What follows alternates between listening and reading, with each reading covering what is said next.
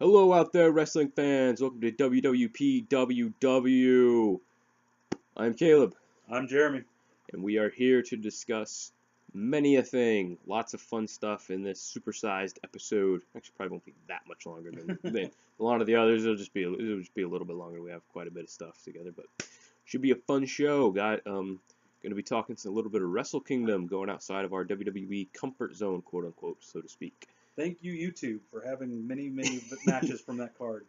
Yes, yeah, like a lot of, like the next day, just went to YouTube and like a ton of people had that match up there. So, it's just like, just typed in Wrestle Kingdom matches and then it's just like, oh, they have everything. So yeah, and big thanks to New Japan for not really caring that people put their matches up. They're like, hey, cool, free publicity. WWE cracks down hard on that. Yep. But New Japan is just like, hey, free publicity because they want people to buy the network and They do. and stuff, But WWE just they, I feel like they should be a little bit more like, hey, that's free publicity we're getting. But I think they'll do it on their own terms. They'll put matches up on their own on their own channel on YouTube, like old matches. Yeah. So they can get you drug into the WWE network. But you're absolutely right.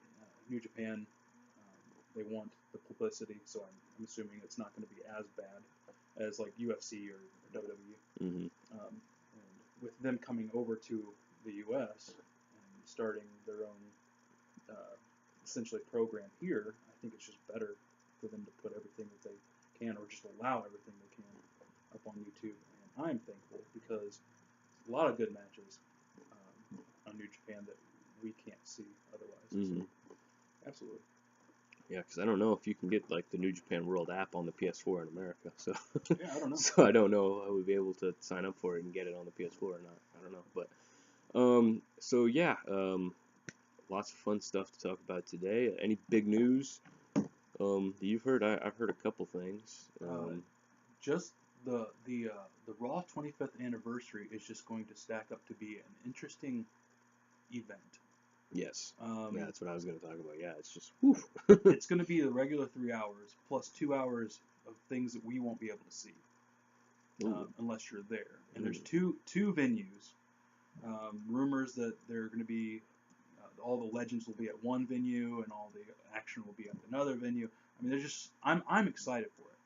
Totally, me too. I mean, when with news that Stone Cold's coming back, with news that Undertaker's going to be there, with news that all these people are going to show up, I'm interested in seeing what they do. Like, my mind, I know it'll never happen, but it would be so crazy if they pulled some of these older guys back and they did some kind of legends versus new talent stuff. I know it would never happen because a lot of these people are injured. Like Stone Cold, I doubt will ever get back in the ring, unlike what he did at WrestleMania a couple years ago. Yeah. It would just so many possibilities. I'm excited for that. But I think that's pretty much it. Anything for you? Yeah, no, that was all I was gonna say. I was just gonna say, yeah, that Raw 25 is gonna be an unmissable event. It will be, as Muhammad Ali would say, a momentous occasion. So, Right. Yeah, it looks awesome. Like just DX, they did say DX, like they didn't just say Shawn Michaels, they said DX will be there. And then the Dudley Boys, that's out of nowhere. They're gonna be there. The Outsiders, the Orig NWO post, pre Hogan, I should say. Hall and Nash, they're gonna be there. And then the Undertaker, that was, they were constantly saying, it's rumored the Undertaker will be there. And then now they want to advertise the heck out of this thing, and they're just like, yes, the Undertaker will be there. And then the big news that Stone Cold Steve Austin will now be there, and I was just like, okay, it's just they're pulling out all the stops. They want people to tune into this, no more Monday Night Football, no more college football on Monday nights, no baseball going on. Hockey is just in the middle of its season. Basketball is just in the middle of its season, so it's like kind of in that dead period. Yeah.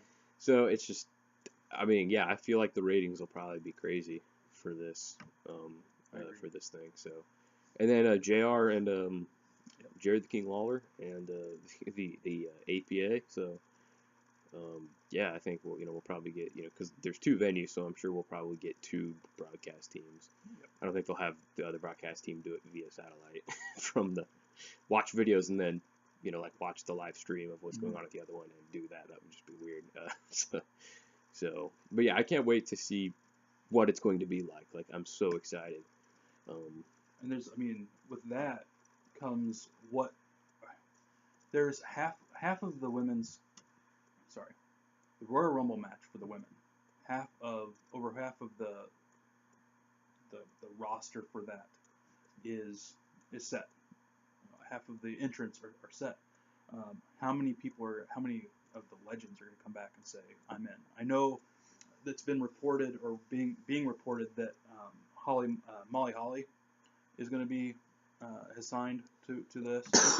Cool. It's very, very close that Michelle McCool is going to be signed for this. So I'm interested. I'm interested in what happens. I think a lot of things will come out of it, especially big matches set for WrestleMania. And so I'm excited. I'm excited for this event. Yeah, totally. And Mixed Match Challenge had some more things with that. I think all or most of the teams are set for that. Pretty sure all of them are, because it starts next Tuesday. Yeah, And so I'm pretty excited about that. I had to get back on Facebook just for that. Just for that, yeah, Yep. yeah, totally. Yeah, I understand you there. Yeah, Miz and Asuka, I think, are probably my favorite matchup because you wouldn't expect to team them up. Yeah. But now that they teamed them up, like, that just for some reason works. Like, I wouldn't have thought to do that, but it's totally cute. I'm interested in seeing how Bobby Roode and Charlotte do. Oh yeah, those two is. There have been some funny videos that they posted with trying on robes. She had his robe on, and he came out of the dressing room with her robe on. He's like, how did you do that? How do you button this? And she's like, what are you saying? Like, because anyway. Yeah. That stuff. And so that's been really funny. There has been entertainment value in these things, in their picking of people picking of teams. There was one when the Uso and Naomi was paired up. They had the Uso, whichever Uso it is, Jimmy was in the room, and all of a sudden it turns dark, and you see what you think is Naomi come in with her coat and stuff, and quote unquote Naomi jumps on Jimmy, and they're like, yeah, and the lights come on, and it's Daniel Bryan dressed in stuff. I mean, there's been so many funny things. Like, Daniel Bryan has been the best thing about the mixed match challenge. That, and there was a couple others that were really funny. Sami Zayn and the Sami Zayn and Becky Lynch thing from Tuesday was great. I'm interested. I can't wait for Tuesday. I can't either. It'll be so much fun. And Alexa Bliss and Braun, right? Was that it? That's one of them. Was that what they did? Yeah. And so yeah, I just can't wait to see what happens with this. I'm really excited to see who's your current favorite to win it, do you think? Yeah, it's probably going to be Miz Asuka most. And I know, like, this isn't supposed to be storyline stuff, but I would think that they would still want Asuka to win as much as possible. Yeah. If she doesn't win, then Miz will take the pin. Yeah, that's how I felt, yeah. But I don't feel like that's going to happen, because they're getting ready to push Miz back into the Intercontinental Championship title. I think he's going to hold it for a long time, like a majority of 2018, because there's not really, unless Elias turns on him, there's not really anybody who could take it from him right now. Like, the whole Jason Jordan thing right now, I would rather just stick with what they're doing now, because I think that's hilarious. There's just really nobody there. So I would think Miz and Asuka would win the whole thing. That's me personally. Me too. I mean, Braun and Alexa maybe, but I think Miz and Asuka is the biggest. Yeah, me too. Like, I kind of had that same thought of, like, if they don't, Miz will obviously be the one to take the pin, but it's like, he just came back though too, so. Because they have said that this isn't storyline, but things that that will happen on Mixed Match Challenge could carry over into. So we'll just have to see what happens. Yeah. A lot of good pairings, a lot of interesting thoughts, Indeed. or interesting things that could happen. Indeed. So, anything else before we jump into our first bit of the show? Can't think of anything. Oh, yeah. Well, I mean, it goes into what we're going to talk about next. Okay. You know how I text you and message you about my thoughts about what's going to happen with Jericho? Yeah. Apparently, Sports Illustrated has said that that's what's going to happen. Really? After Naito, he's going for Okada, which just makes sense. It's three of the biggest talents in New Japan, three of the biggest, like, personalities. The guys that the company is kind of built around. with Omega, Naito, and Okada, and so it sounds like they're building towards that, and so I'm super stoked with that. Can't wait to see that match. Especially Naito is an interesting character. He is weird. He is, yeah. I watched his match with Okada and at Wrestle Kingdom, and it was a good match. He's just an interesting guy, and so I'm interested in seeing how Naito Jericho plays out, and then Jericho Okada. It's just the logical step for me. So anyway, that was the other thing that I heard. Awesome, yeah.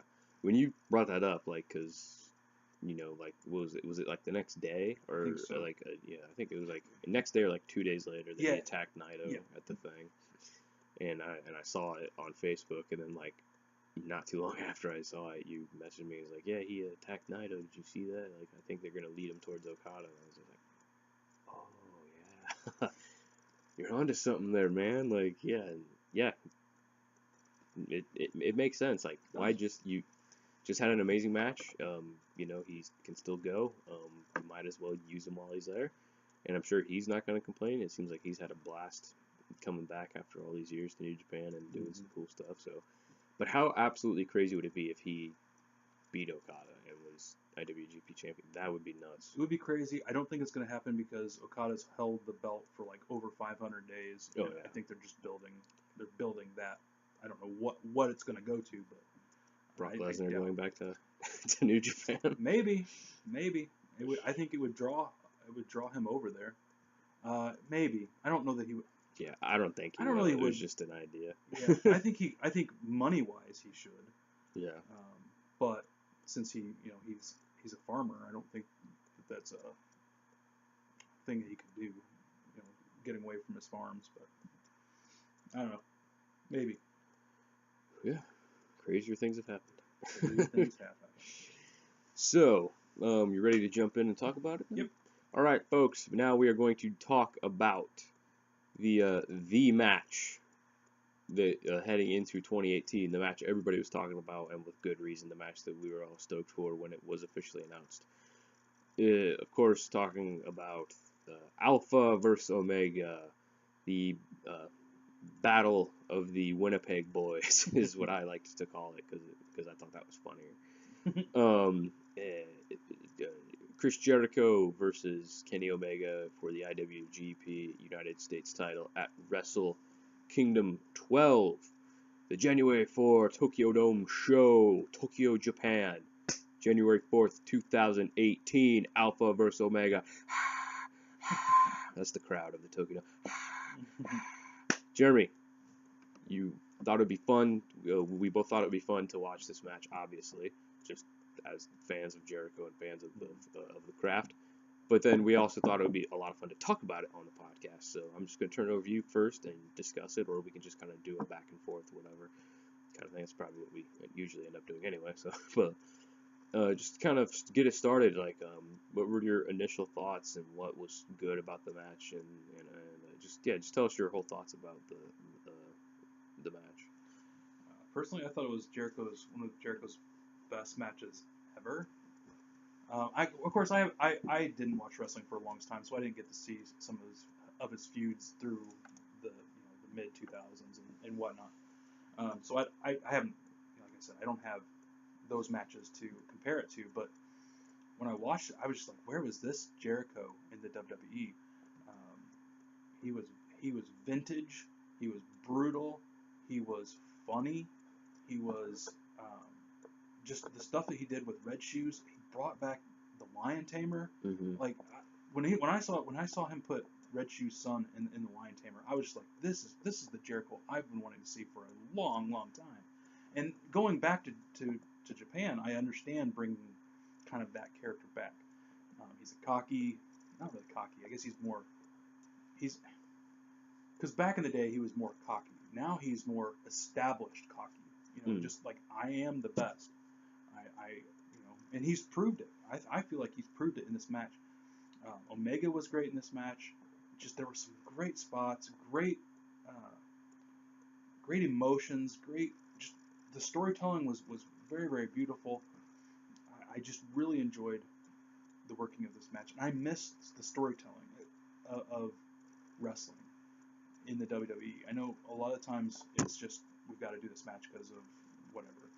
Um, but there are times where storytelling is the better part other than wrestling. And this told a great story. It told of a guy who came in. He's like, I know who I am. I know I'm the best that there is in the world. And he proved it, even though he didn't win. He proved it in the ring and even outside of the ring. So many, like I said, so many great spots, so many great moments. You felt like it was a possibility that Jericho could win. Mm-hmm. And I think that might have been my favorite part of the match, is that any moment, and you knew he wasn't going to win because he's not there for a very long stint, a couple matches, maybe longer, just depends. But I'm really stoked to see what New Japan does with him. I like this vintage. It's like I said, it's vintage, but yet it's more established vintage. He's growing his hair back out. He looked like Jericho of old, and I dug it. What did you think? Yeah, yeah, a lot of what you said, actually, yeah, all of what you said, I pretty much agree with. But kind of piggybacking off what you said, to kind of start off, like you were like, this is the vintage WCW Jericho. Like when we were texting back and forth, you were like, yeah, this is total WCW vintage Jericho. And then just hearing you now, kind of piggybacking off that, it's just like, yeah, this is the Jericho I've been wanting to see, but more so, it's the Jericho I didn't know I was waiting to see, just because I've been so entertained by all the stuff he's done in WWE for the past 2 years that seeing him go back, I was like, wow, I didn't know, like, I didn't know I wanted him to kind of go back to this. Like seeing him like in all the vignettes and all the little things of him, running in and attacking Omega and stuff like that, and like the way he's like, he's still wearing the scarf and he's still wearing like, the rock and roll, pants, and he's got like the long hair and stuff like that. But it's just like there's something about it, just like the way he almost looks disheveled in a way, like he looks like a crazy guy. Yep. Like he looks like a guy who's just like, you think he's the best in the world? I'm Chris Jericho, like, and it's just driving him mad. So he's like, it's almost kind of like Amadeus with Yeah. Mozart and Salieri, sort of the older guy who's more established than like the young guy who's not as established but is better, quote unquote better, because we all have a preference, and I don't want to emphatically say that Omega is better than Jericho because just because it's Chris Jericho, but so like yeah, it's weird that popped in my head when I was watching the match. I was like, this is like wrestling Amadeus. Like That's pretty funny. Yeah. It's kind of like that a little bit. Jericho is Salieri and Omega is Mozart, and so I kind of liked the whole, like, he's just kind of being driven mad by people thinking that he's better than him and stuff like that. Like that's such a cool thing that they did, and yeah, he like growing his hair back out and stuff like that, kind of going back to the WCW kind of look. I'm with you 100%. Like I really liked it. I thought it was awesome, and like yeah, so many great spots. How they kept teasing the table. He sets up that table, and then it's just like no, it's not. And then like 10 minutes later, when you forget about the table, is when Jericho finally goes through it. And that was great. The only thing that bothered me about the match is such a little thing that it hardly even counts. It's just, I don't like the way Omega takes the code breaker. It looks kind of weird. Like, it doesn't, like, when people take it in WWE, it kind of has a whiplash, like, quick whiplash type action. But the way he takes it, it's weird. And like I said, that's such a little thing that it, like, hardly even counts. Like, it's not really even that big of a deal, but it's just, I feel like I had to pick something, if anything. Sure. So I was just like, that's the only thing, really. It's the way he takes the code breaker is a little weird, but yeah, like busting out the lion tamer, doing the lion salt, was cool.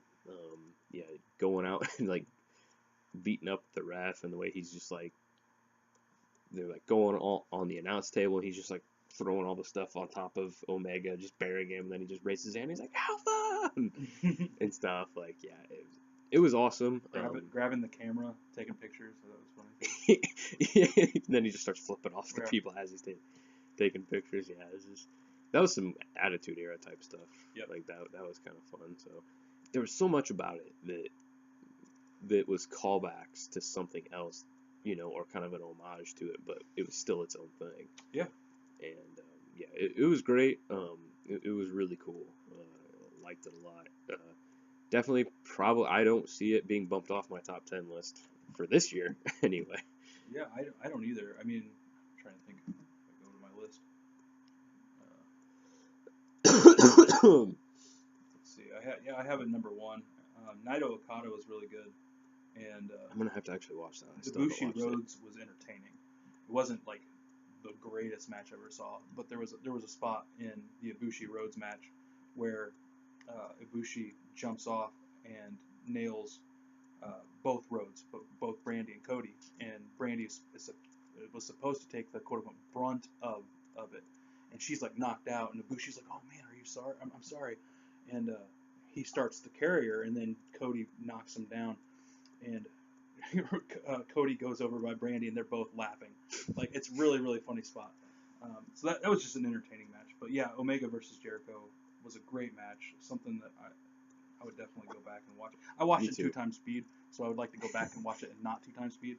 Yeah, just to kind of see it unfold yeah. in real time and stuff. It actually like I watched it in regular speed, and it wasn't, and it didn't like feel like it lagged at all. Like it felt like a good. It didn't feel like how some matches are today, where it's fast, like it's really fast paced, but it's just like there's no reason for it to be fast paced. You know, you're kind of like, all right, slow down a little, because I'm not like one of those old school people who's like, I don't like wrestling these days, it's too fast. Like, Right. I like fast paced, no holds barred wrestling. Like, you know, I like that kind of adrenaline junkie wrestling and stuff like that. But like, so, there are some matches where it's just like, it's going too fast. Like, you guys need to slow it down a little so you can kind of like, so yeah, I kind of have a weird balance like that. But Sure.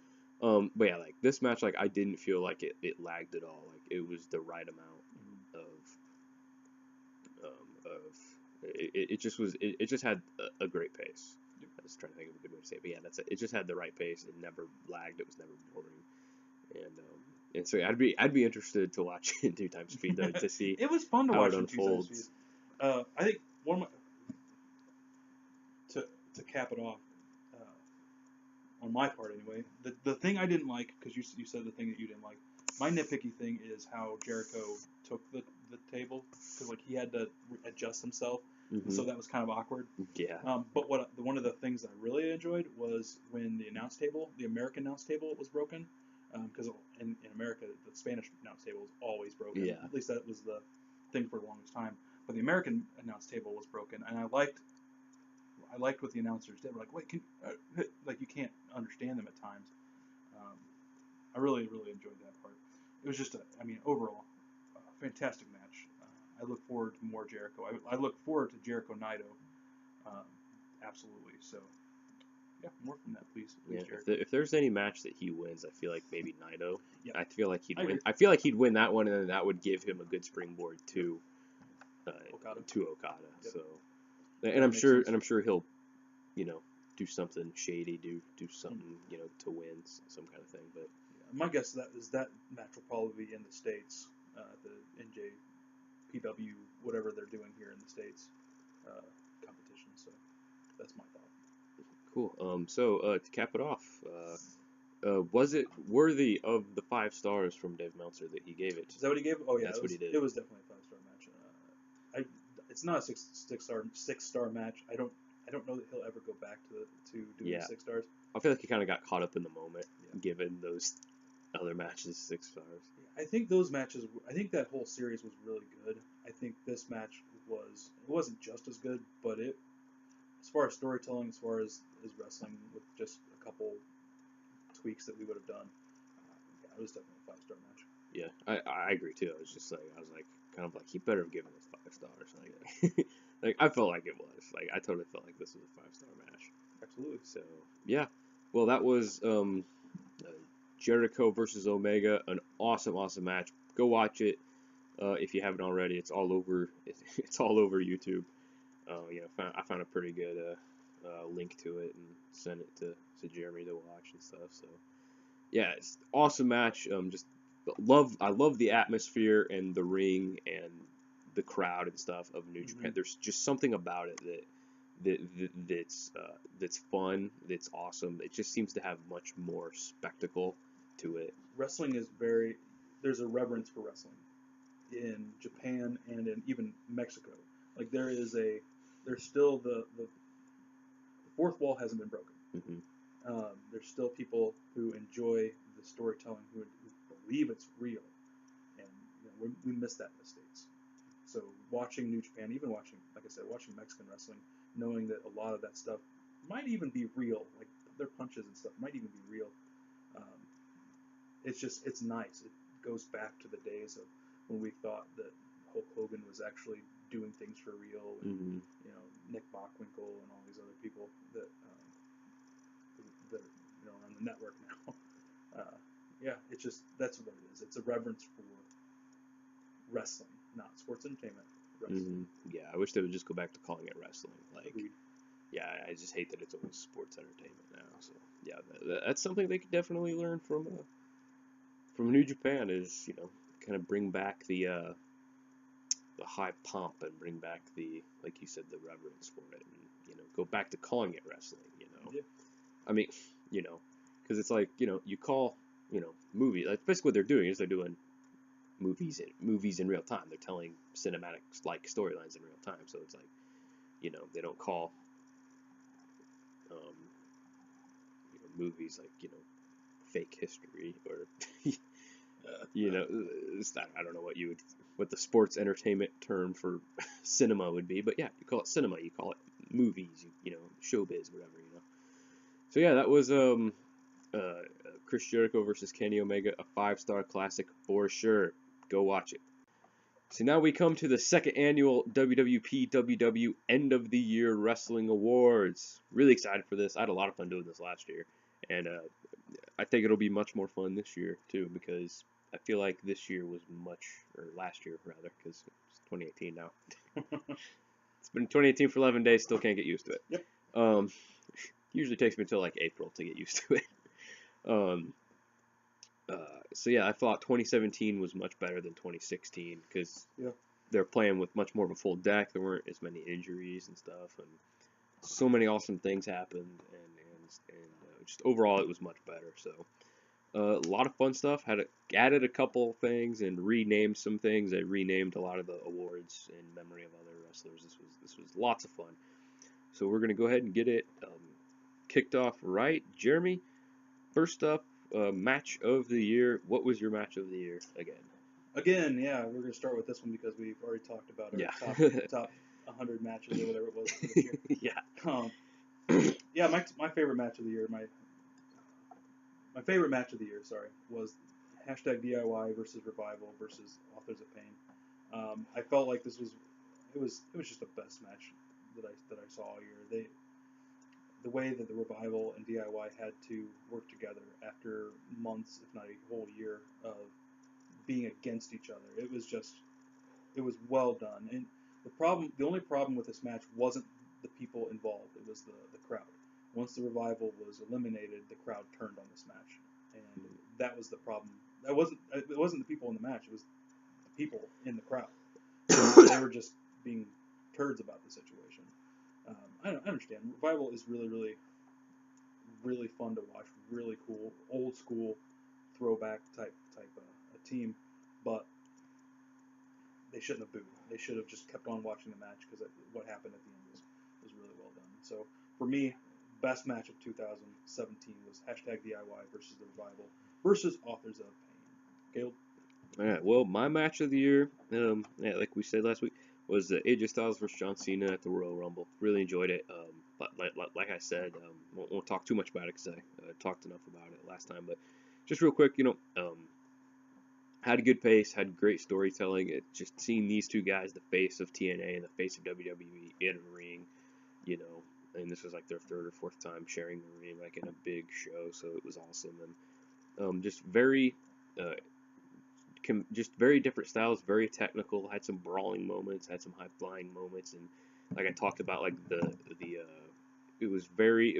match was very indie meets WWE meets New Japan. Like the style was mixing of all those, and that's what I loved about it, was that it wasn't just this is a big WWE match. Like, no, this was a big wrestling match, and it borrowed from all these different kinds of stuff, and that's what I liked about it. It was pretty awesome. So. Agreed. All right. Well, All right, You want to go now back and forth then? yeah, Okay. I think that'll be fun to All right. go back and forth. So going back to Sorry, the I was top now. just yawning there. That's the reason why I had to pause there for a second. All right, the second thing we got is promo of the year. Caleb, who has your promo of the year? It was you and I talked about it a lot, and we're just like, that's going to be promo of the year, and it still is for me. 5 little words. This is my yard now. Roman Reigns at the post WrestleMania Raw. Crowd booed him like crazy for 10 minutes. He just stood there with a smile on his face and took it, and then raised the mic, cracked a smirk, and said, "This is my yard now." Perfect. Like, I'm sure some people were like, "Oh, he's gonna come out and give this big, inspiring speech about, sharing the ring with the dead man and how much the dead man meant to him, and his legs, blah blah blah." Nope.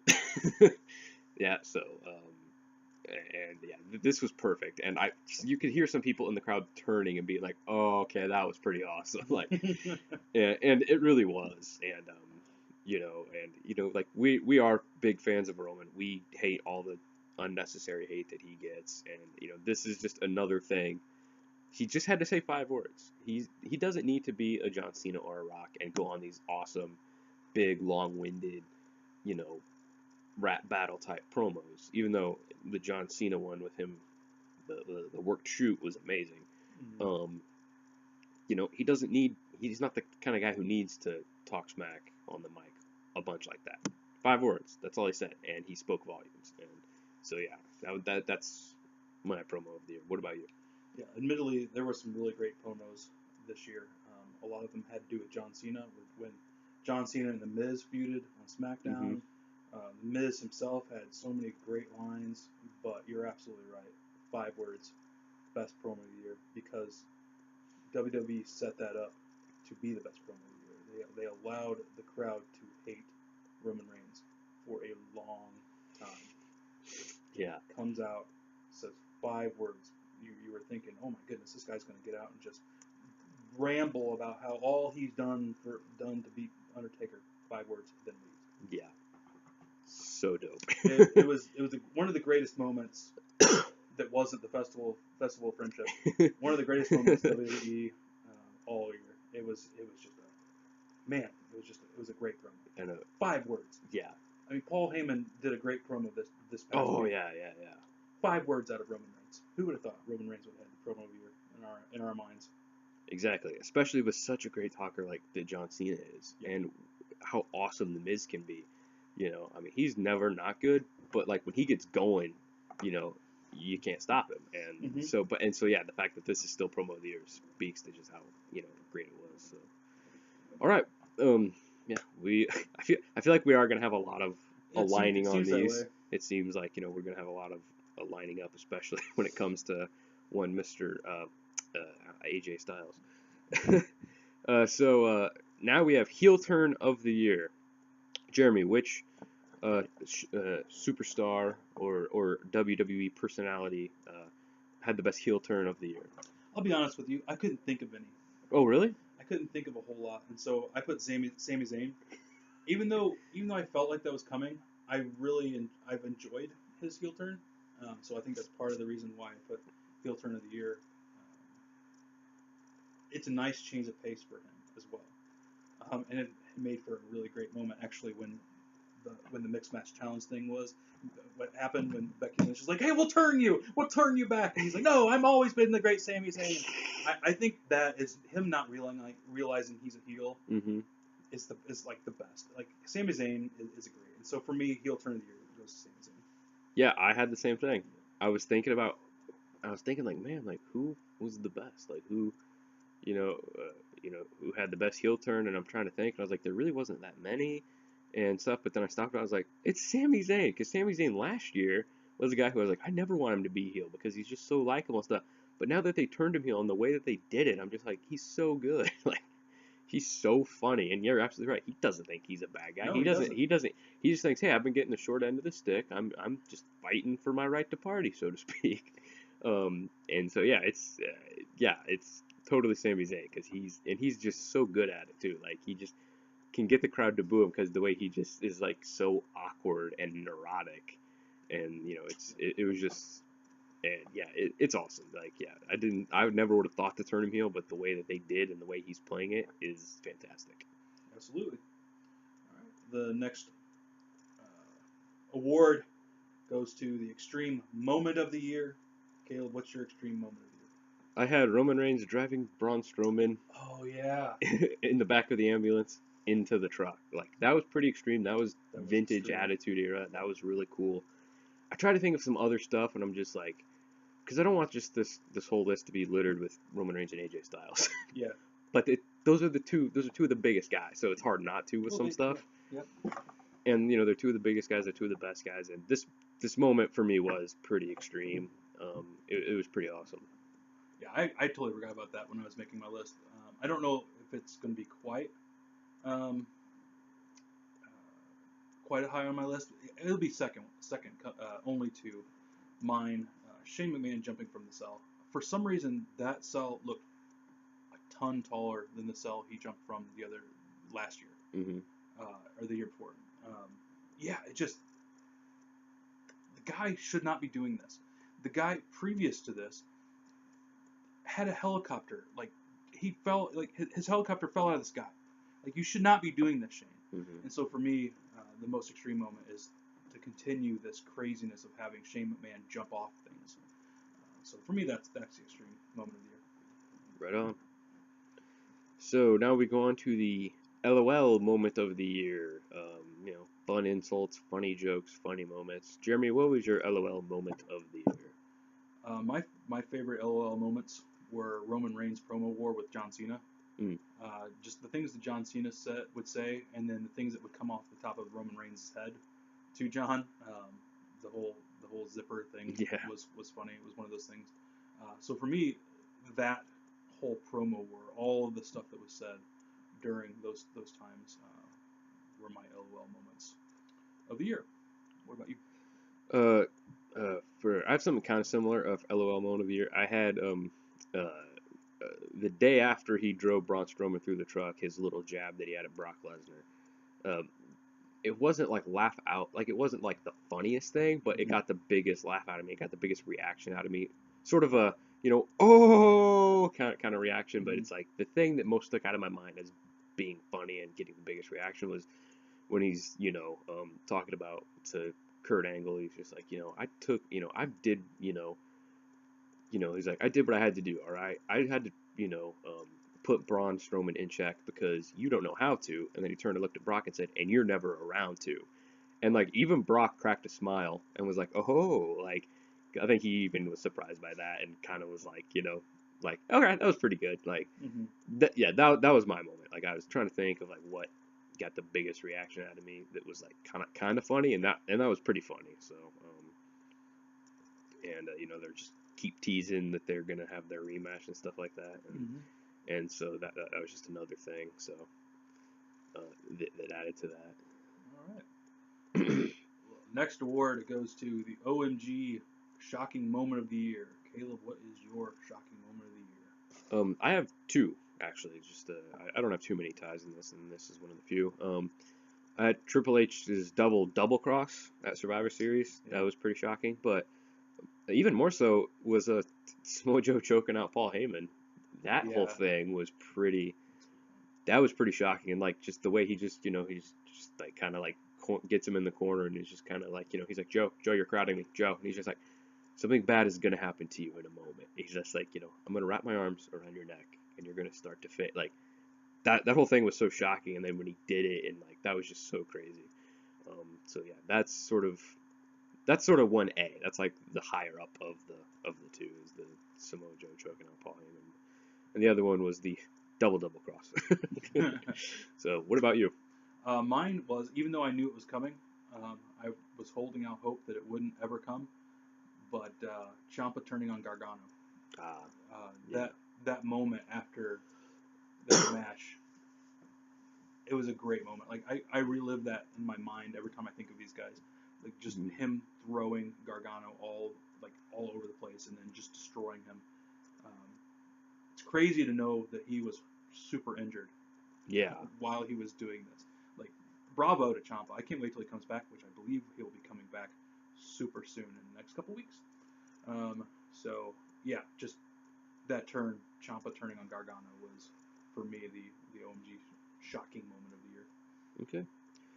So now we have the holy bleep move of the year, the move that most made you just go, what? Crazy, crazy, move, that just, was a big show-stopping number, as they say in musical theater. Jeremy, what was just the most absolutely crazy, holy bleep move of the year? The dragon suplex from the top rope at Wrestle Kingdom 11. Like, he should have been dead. And everybody, everybody who has watched that, or everybody who's reviewed that match, has said that move should not have happened. Like, Meltzer complained about it. I complained about it. He's like, I don't know how he's alive. Just that dragon suplex was ridiculous. You shouldn't try those things, and they didn't afterwards. Like, they teased it, I think, a little bit in the second one, but that was the move that I was just like, what in the world? What about you? Mine was Shane jumping off the Hell in a Cell again. Yeah. Yeah, and then that Sami Zayn, this time the guy didn't move. Sami Zayn, jumped and moved him and stuff. Yeah, like the Hell in a Cell did seem taller than the one at WrestleMania 2 years ago, and when they were fighting on the cage the whole time, and they kept falling down, and the cage kept kind of, cage had a little give in it. The Hell in a Cell had a little give in it. I was like, and then when he finally jumped off of it, I was like, holy crap. And yeah, so that was for me, it was that. Awesome. All right, moving on to the This Is Awesome moment of the year. Caleb, what you got? I have another tie. Both of these things happen on the same night. They both happen at TLC. Kurt Angle teaming with the Shield, and then Finn Balor versus AJ Styles. Yeah. I don't know what else I can say about him. What about you? Goldberg winning the Universal title. Oh, nice. Goldberg coming back should be that, but also Goldberg just winning the Universal title out of nowhere. Like, I loved his matches throughout this past year with Brock. This is awesome. It was nostalgia for me, but also just totally, yeah. Stinking Goldberg won the Universal title. yeah, like that whole last run he had, like he's not officially retired because he's like, I don't want to rule anything out, but this was a great redemption story because his last WWE run was not handled well. Vince even admitted that, he's like, yeah, we didn't book him right, we bungled the whole thing, and this was a total makeup for that, and very well done. And it was done great. Everybody did their part amazingly in it. So even though Goldberg's, there was a couple times in his the whole thing in his promos that were kind of off, him banging his head against the locker, so he was a little. I mean, that aside, Goldberg coming back itself was a great moment. It's probably one of the best storylines of last year. Maybe not my favorite, but yeah, it was a great one.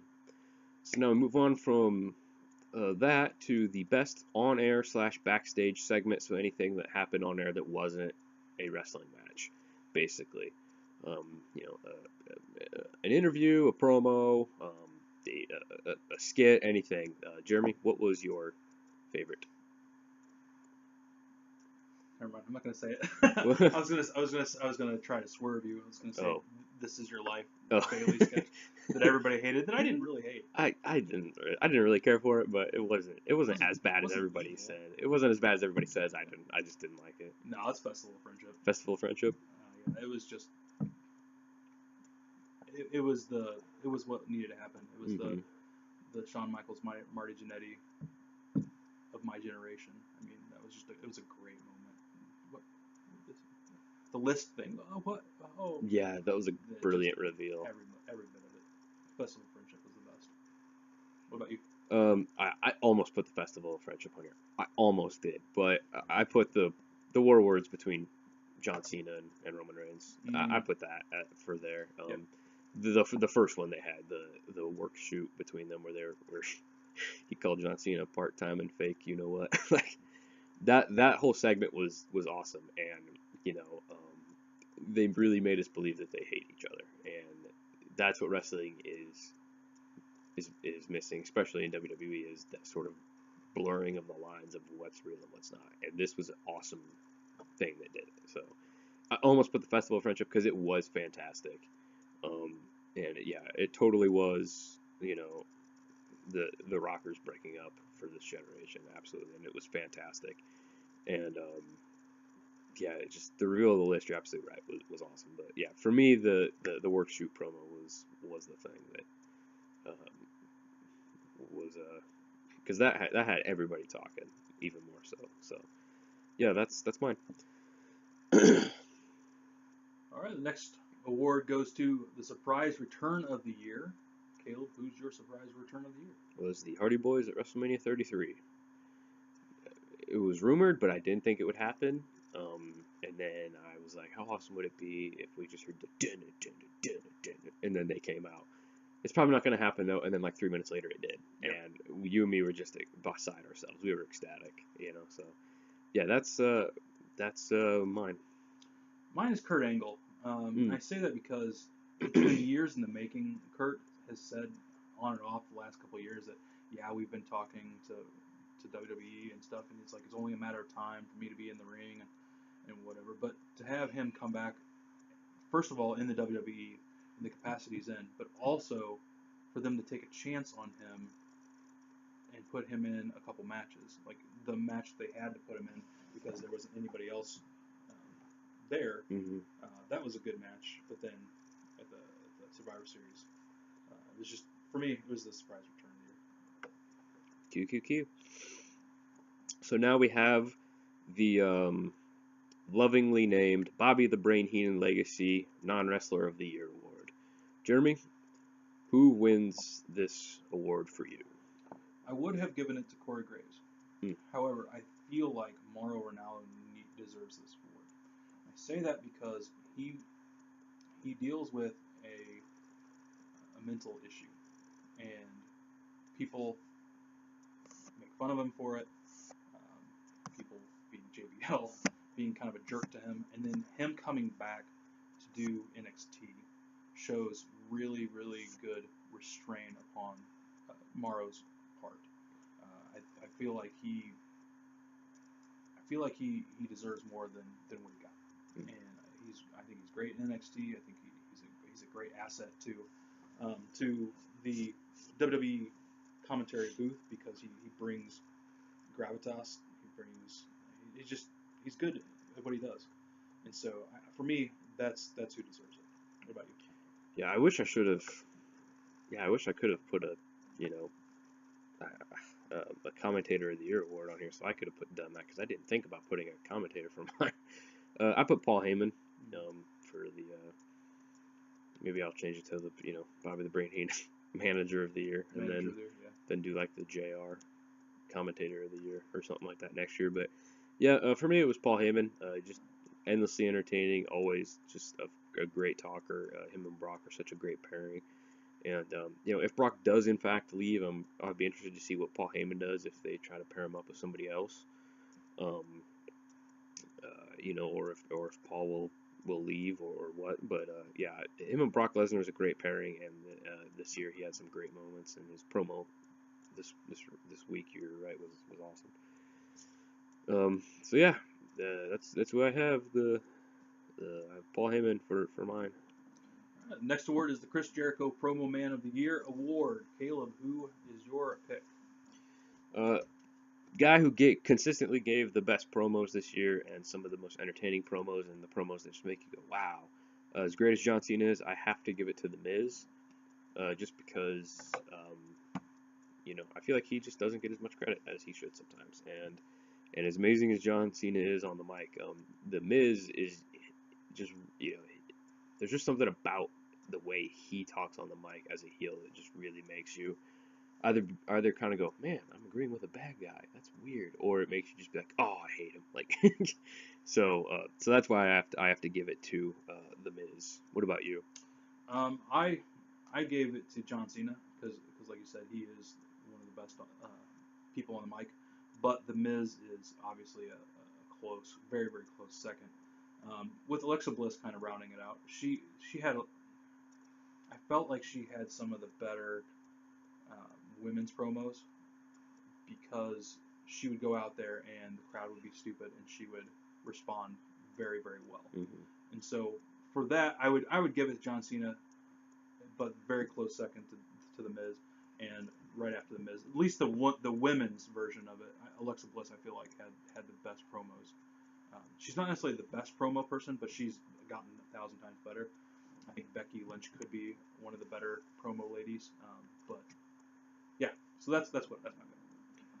All right, cool. So now we have the best wrestling gimmick of the year. Jeremy, what do you think was the best wrestling gimmick? For me, it was Drew Gulak.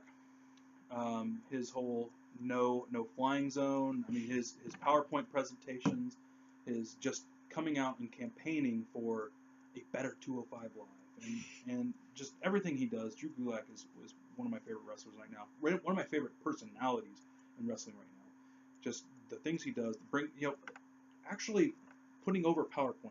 Yeah. I mean, come on, man. Who can Microsoft do owes him.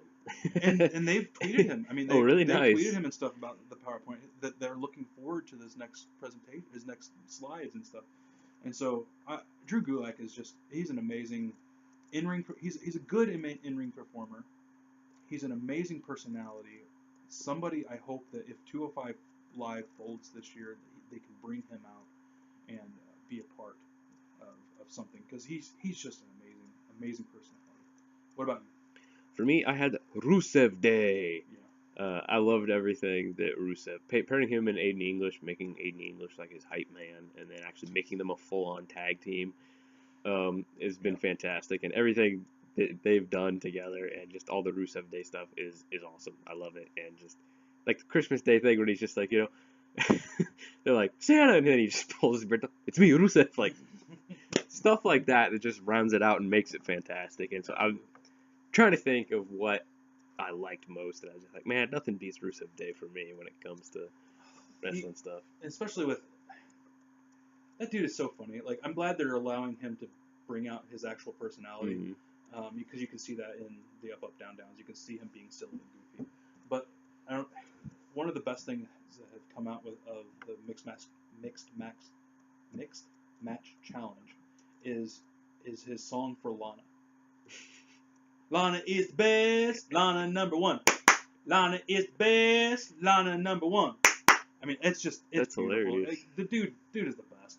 So yeah, I understand that. Awesome. All right, well, next award goes to the entrance theme of the year.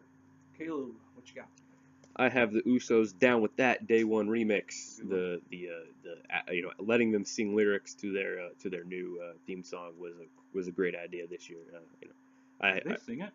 Yeah, I didn't know they were singing. Yeah, they sing parts of it. Of the it's when they took on these personas that had the new theme song, and then just sometime this year they added lyrics and stuff to it. And so yeah, they actually sing some verses and stuff in it. So yeah, that's my favorite. I love Aleister Black's theme song. It's awesome. And then I really liked. I almost picked this one, was Baron Corbin's new theme song, I Bring the Darkness. I really like that one. So, but this one for me was, I was like, yeah, this one's really cool. Just the like, yeah, it's so that's what I picked. Yeah, there are so many good ones now. I could have picked Glorious again. I thought that was waning on me until Rude pops up on SmackDown. I'm like, no, this is it's still good. Yeah, beautiful song. But my interest theme of the year, I have a tie: Aleister Black's and Drew McIntyre's. Aleister Black's, every time it comes on, I go nuts. Like, it's a crazy cool theme. Yeah, it's like metalcore. It's kind of like a different, like, not too many. I don't think there's somebody who's used like metalcore music for their entrance theme in WWE. Yeah, probably not in a long time at least. And then Drew McIntyre's the bagpipes and it's just a great theme. It is. So for me, that's what I have. Okay, cool. Now we have the first of all the renamed awards. We have the Triple H Heel of the Year award. Jeremy, who is the best heel, the worst heel even, if you would say, so much that they would hold a candle to vintage heel Triple H. I really wanted to pick the Bruiserweight Pete Dunne, because he is very Triple H, very like that. But instead, I think the best heel of the year was The Miz. Yeah, The Miz. I mean, he could have gone. He easily could have gone down on a lot of these lists. Not necessarily that he's reinventing himself, but he's reinvigorating everybody for him. Like his promos, just the acting is helping his promos, and so he's doing well with the whole Mistrage thing, having Elias play before he comes out. Like just everything that he does is heel. You want to hate him. I don't want to hate him. I like him, but he is doing his job. I feel like he deserves that award. What about you? Ditto. I had The Miz for all the reasons you just said. Absolutely 100%. Right on. All right, the next award goes to is the Dusty Rhodes Babyface of the Year. Caleb, who do you got? Well, for the Dusty Rhodes Babyface of the Year award, I had a man who's just so over and everybody loves so much that they had to turn him back face, and is the man who built the house that is SmackDown. I have AJ Styles. Just even as a heel, people cheered him and loved him, and they just couldn't keep him heel for any longer. They had to turn him back into a face, and just the greatest wrestler I have ever seen, and probably ever will, is AJ Styles, and yeah, just so over. Everybody loves him. Yeah, what more can we say? Yeah, and I felt like I needed to pick somebody who was babyface a majority of the year, or if not all of the year, and so I didn't just pick one. I picked three. The New Day. Oh, genius. They're just the babyface. Like the crowd loves them. You can't really hate them. Bringing out pancakes. I wish I thought of that. Well, and like I said, I wanted to put AJ Styles. I'm like, he is the best face that they have in the company right now. However, the New Day far surpasses that because they were babyface all year. Yeah, because AJ didn't turn back until after the day after Mania. So for me, baby faces of the year were all three members of the New Day. Okay, cool. So now we have the Rock's electrifying, charismatic wrestler of the year. Jeremy, what wrestler was the most charismatic that The Rock himself would call them electrifying? I hate to say it, but Enzo Amore. Ooh. He has done a great job taking the image that the media has put out and actually making that his character. He could have been heel of the year as well, but he wasn't heel all year either. But Enzo on the mic is good. I think his personality is very electrifying. I like what they were doing with the Zoe train and stuff. And so for me, Enzo Amore. What about you? Shinsuke Nakamura. Because he doesn't say much, but he still is ridiculously charismatic, and people love him, and is electrifying and all the stuff that he does. And so yeah, I was like, oh, John Cena, and I was like, no, Bobby Roode. Then I was like, no, it's Shinsuke. No, it's John Cena. No, it's Bobby. No, yeah, it's Shinsuke. It is Shinsuke. So I finally just had to put Shinsuke Nakamura because I was just like, I don't think anybody is so charismatic without hardly ever having to say anything. So yeah, that's who I picked. Awesome. All right, next award is the Breakout Star of the Year. Caleb, who you got? I have Aleister Black. Yeah, I couldn't think of anybody else who I really didn't have an opinion on, and then just completely came out of the gates and are now one of my favorite wrestlers. And just Aleister Black did that, did all that. Just guy I really didn't have an opinion on, didn't know much about him, and then after seeing his matches and seeing this persona that he's crafted, I'm just like, dude, he's so cool. So he's my breakout star of the year for sure, and quickly becoming one of my favorite. Actually, is now one of my favorites. He's awesome. Yeah, he's definitely on the list, but he's not mine. Mine is Braun Strowman. Just everything he's done has been fun to watch, especially this last week. Like that might have been my favorite thing on Raw. Yeah, that was cool. We'll talk about that later, but. For me, breakout star of the year is Braun Strowman. All right, cool. All right, is it my turn? No, I guess it's mine. Sorry, it's all right. I just completely blanked here. So now, most improved wrestler of the year, Jeremy. Who? I should have said Brock Lesnar. I should have said Brock Lesnar, and mostly because of the AJ Styles match and the matches he's had. There are a lot of people that didn't like his Braun Strowman match, but I thought it was fine. For me, the most improved wrestler was Braun Strowman. Again, just he's improved in a lot of different ways, not just in the ring, but on the mic. He I like that he thinks through his lines, but doesn't look like he's thinking through his lines. You know what I mean? Like he talks, that's a good way to put it. and you know what he's going to say next. Like he's in character the whole time. And so for me, the most improved wrestler has been Braun Strowman. Who is your most improved? I almost put Braun Strowman, but he was, him. I put him and Baron Corbin last year for most improved. I think both of us had both of them last year. I think. But yeah, I almost put Braun Strowman here because but I put Ember Moon for most improved because I just can't, I just keep thinking she can't get any better, and she just does, and she just keeps pulling out new stuff. And shut up, I don't have a crush on her. I do, it's pretty well documented. Yeah, she's pretty. But anyways, yeah, I keep thinking that she just can't get better, and then watch all the matches she had with Asuka, watch, all the matches she has, and I'm just like, she just does keep getting better, and I just can't wait for her when she comes up to the main roster to see what they can do. Mm-hmm. Her and Naomi, her and Charlotte, her and Becky, just all these, possibilities, Yep. just keep it rising, because I would keep her and Asuka far away from each other for now. I would put her on SmackDown, Ember Moon. So yeah, I almost put Braun Strowman here, but Ember Moon at the end of the day for me is the one who I just think can't get better, but then she just kept getting better this whole year. So that's who I had. Now, Jeremy, we go to the rivalry of the year. What was the best feud this year in wrestling? There are a lot of them. I really enjoyed the John Cena AJ Styles feud. That kind of carried over from last year into this year. I liked it. I really enjoyed that for me. I think I just glanced down and saw what you had, and that's another one that's high up there on the list too. So, what was your rivalry of the year? I had the Roman Reigns versus Braun Strowman. That was my favorite rivalry. It was really like it felt like a feud. Like it felt like these guys really wanted to just beat each other up, like they just hated each other. Yeah.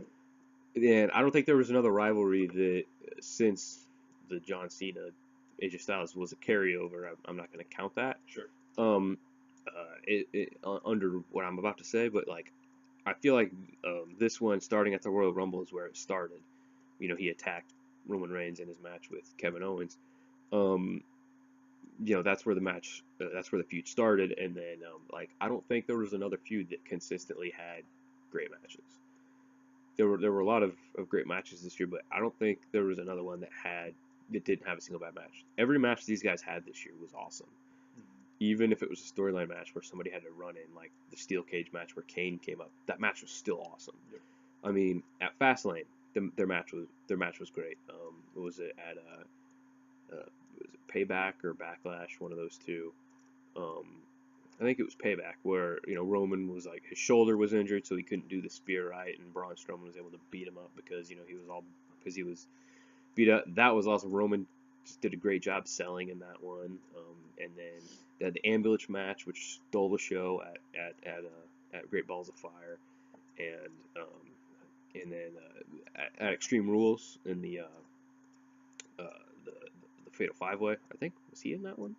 No, I don't think he was in that one. Was he? He was in the Fatal 4-Way at SummerSlam. I don't think he was in the other one, Extreme Rules, but yeah, the Fatal 4-Way at SummerSlam was awesome. They did some good stuff there, and then the steel cage match on Raw, which I just talked about. Like, there was not another rivalry that had consistently good matches and a rivalry that I enjoyed watching more than this one.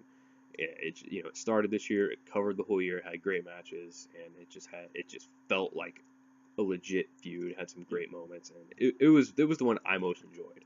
Like, you and I were both just like, these guys could feud forever. They could. And have great matches all the time. And yeah, it was just so much fun. I just enjoyed the heck out of this feud. It was awesome. All right. Easy. Cool. That's what happens when you do it this early in the morning. Yeah, All right. yeah. It's the earliest we've done this, Yeah. I think. All right. Tag team of the year. Caleb, who's got your vote? Uso! Yeah, I have the Usos, Jimmy and Jay. They're my favorite tag team in the world right now. When I got back into wrestling, they quickly became my favorite tag team, and they still are. Just, they had the best tag matches this year. Some of the best tag matches this year. All their matches with New Day were awesome, and the fatal four way. Or was it a fatal four way? Or was it a triple threat at the Clash of Champions? It was a fair forward. Okay, yeah. I thought it was. That match was awesome, and then the match they had a couple weeks ago against American Alpha 2. Yeah, I mean, these guys did such a good job of reinventing themselves Yes. over the past year of going from the surfer trunks and the face paint to going to these like hip hop, thugs, and the fact that that gimmick, these new characters are probably not going anywhere because they do them really well, and the gimmick works itself as heel or face, so they can go either way with them. And so, yeah, they just never cease to entertain me. Every time they come out, I'm super stoked, and their promos are super fun, and so yeah, that's my tag team of the year. What about you? Yeah, I had a tie on this one too. The Usos were definitely high up there. They were very enjoyable to watch. Like you said, with them turning this new character thing around for me anyway. I really enjoyed them the last year, but also hashtag DIY. You will forever be in my heart. Hashtag DIY. Some of the greatest matches of the year. These guys worked well together. I can't wait to see their feud coming up. So, for me, tag team of the year goes to both the Usos and hashtag DIY. Okay. So is it my turn or is it yours? I think it's mine, right? Yours. Let's go yours. Yeah, I think it's mine. Yeah. Sorry, it's a long list. It is. It's hard to keep track sometimes. I wouldn't be surprised if we got mixed up before this and didn't even realize it.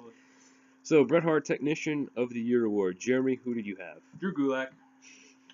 Dude's amazing in the ring. This could have gone to Jack Gallagher too. He's really fun to watch in that instance. But Drew Gulak with his gimmick of no flying, with his gimmick of not on the second rope. Don't get on the second rope. First rope is kind of okay, but not really. He's fun to watch in the ring. So for me, it's Drew Gulak. What about you? I have Drew Gulak as well, but I also have a tie because I have Chad Gable. Yes. Really enjoy him. Just all the. I mean, yeah, he does like do suplexes and jump from the top rope and stuff, but like he's an Olympic. He wrestled in the Olympics and stuff. And, he's a classically trained wrestler, but he just his chain wrestling, his holds, all that stuff. All his submission stuff is really good, really on point. Really like him. I like what they're doing with him and Shelton Benjamin. I liked what they did this week on SmackDown with him. Mm-hmm. And yeah, I feel like he. I don't want people to forget about him. I think him and Shelton Benjamin were a good team up, and I really like Chad Gable. Like I wish they didn't break up American Alpha, but you can't change the past. I think this is a good way they're going with both of the American Alpha guys. I feel like they're both going to be fine. So yeah, I think Chad Gable is like just watch his matches and see all the quick chain wrestling and all the quick holds and stuff that he does. He's awesome. But yeah, Drew Gulak is super fun. Like I like so I couldn't just because you told me like watch 205 Live just for Drew Gulak, and I watched some and I was just like, yeah, he's pretty good. Drew Gulak's pretty good. He's an enjoyable watch. All right, Ricky Steamboat High Flyer of the Year award. Caleb, who goes that? I couldn't pick anybody else but Cedric Alexander. I couldn't think of anybody else to put here. There are some great flying wrestlers. There's some great, wrestlers out there to be sure who could also get this. But to me, I'm just like, nobody can beat Cedric Alexander. He's just amazing. Like I mean, I tweeted at him, and he gave me a retweet and a like back. So that was pretty cool. I know I talked about that like after it happened, but I wanted to throw that out there again. So much love to you, Cedric. You're awesome. You're awesome. Yeah, he's just amazing. He's a marvel to behold. Seeing him doing all the crazy stuff he does. Yeah, just he's just awesome. Like I love watching this guy wrestle. Like if he's wrestling, I don't care what's going on. Like my house could be on fire. I could probably wait. I'd wait it out for a couple minutes to watch Cedric Alexander. That's funny. So what about you? Mustafa Ali. He's one of the most amazing wrestlers in the 205 roster, and I hope he survives whatever happens to 205 Live this year. I know I'm sounding really sad about 205 Live, but you never know what's going to happen. This he's great in the ring. He's one of the best high flyers in my opinion that WWE has right now. So that's who gets my vote. Okay. QQQ. So now we have the Stone Cold Steve Austin Brawler of the Year award. Jeremy, who gets this award? Samoa Joe. Samoa Joe. Just over the last several weeks of him coming out. Well, I guess since he's been on the roster, coming out and just destroying people. That's what Stone Cold would do. Stone Cold would come out and just beat people up for reasons, and Samoa Joe for his own reasons. But for me, it's Samoa Joe. Sad that he's hurt right now. I think he'll come back quick though, but quicker. But Samoa Joe for me, 2017, he was the brawler of the year. What about you? I wish I thought of that. Yeah, Samoa Joe is pretty darn impressive. I can't believe I forgot about Samoa Joe. But I had Aleister Black for Brawler of the Year because because he is a brawler, but he's not just punch. He does like all these cool karate kicks and spinning back elbows, like mixing in his kickboxing training into his wrestling, and does a lot of jumping knee strikes and like I said, spinning back elbows and punches and high karate kicks and stuff like. And so that is because it's like a new kind of form of brawler that I just really enjoy and is awesome. And so, but yeah, Samoa Joe, I can't believe I forgot about Samoa Joe. Yeah, I can't believe I forgot about that. But yeah, so let's see, I had Aleister Black. Three more awards. The third to last is the Trish Stratus Woman Superstar of the Year award. Caleb, who takes it? For me, it's a tie between Charlotte and Ember Moon. Because Ember Moon, like I said, has improved a lot. I'm just like, oh yeah, she's so great, and it's like, no, she's just getting better. She's still getting better, and her matches with Asuka this year were awesome, and I'm so stoked that she finally got to win the NXT Women's Championship. That's awesome, but even more so though, Charlotte Flair, she's my 1A. She being on the main roster, and just Charlotte Flair has one distinct advantage over everybody else. She's a Flair. This business is in her blood, and she's just she's just amazing. She can do no wrong. She's